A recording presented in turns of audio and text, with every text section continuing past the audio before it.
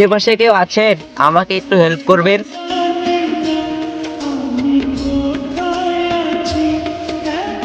এতগুলো টাকা, তুমি মনে হয় অন্ধ, তোকে দেখতে পারেনি। ওই টাকাগুলো আমাকে নিতেই হবে।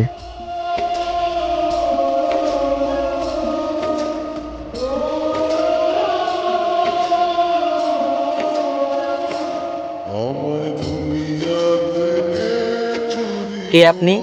আমাকে একটু হেল্প করবেন? আমার টাকাগুলো আছে না এখানে ভেতর পড়ে গেছে, আমি খুঁজে পাচ্ছি না। আঙ্কেল, আমি। আপনি কি চোখে দেখতে পান না? না বাবা, আমি চোখে দেখতে পারি না, আমার দুই চোখ অন্ধ। কোনো একদিন বাইক অ্যাক্সিডেন্ট করে আমার দুইটা চোখ নষ্ট হয়ে যায়। আহা, কি বলেন আঙ্কেল? আমি শুনে কষ্ট পেলাম। আচ্ছা আঙ্কেল, এই নেন আপনার টাকা। উঠেন তো উঠেন।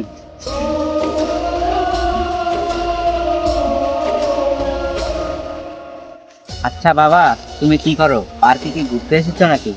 না আঙ্কেল, আমি একটা কাজের খোঁজে বাইরে বেরিয়েছিলাম। মা বাড়িতে অনেক অসুস্থ তো, তাই লেখাপড়ার পাশাপাশি একটা কাজ খুঁজতেছি। দেখো, আমার কিন্তু টাকা পয়সার কোনো অভাব নেই, তবে আমার দুইটা চোখ অন্ধ। এত টাকা পয়সা থাকেও কিন্তু আমার কোনো কাজে আসতেছে না। কি অদ্ভুত আঙ্কেল!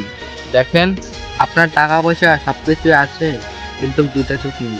আর আমাকে দেখেন, আমার সবকিছু আছে কিন্তু টাকা পয়সা নেই। আঙ্কেল দেখেন, টাকা পয়সার অভাবে না আমার মাকে ঠিক মতন চিকিৎসা করতে পারছি। রাস্তায় রাস্তায় ঘুরে বেড়াচ্ছি একটা চাকরির খোঁজে। একটা কথা কি জানো?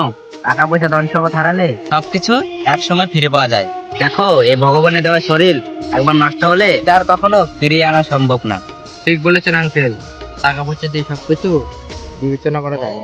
আসলে আঙ্কেল, আমি একটা ভুল করেছি। আপনার টাকাগুলো দেখে আমি নিজের লোভ সামলাতে না পারি ছুটে আসছিলাম আপনার টাকাগুলো নেওয়ার জন্য। আপনি আমাকে ক্ষমা করে দিন। আচ্ছা ঠিক আছে, সমস্যা নাই, তবে একটা কথা বলি, কষ্ট সহ্য করে টাকা জমাও, কিন্তু নিজের শরীর ভেঙে নয়, কারণ ভাঙা শরীর আর কখনো উঠে দাঁড়াতে পারে না। আর তুমি যদি কিছু মনে না করো, তোমার মায়ের চিকিৎসার জন্য এই টাকাগুলো দিয়ে দিলাম, তুমি নিয়ে নাও।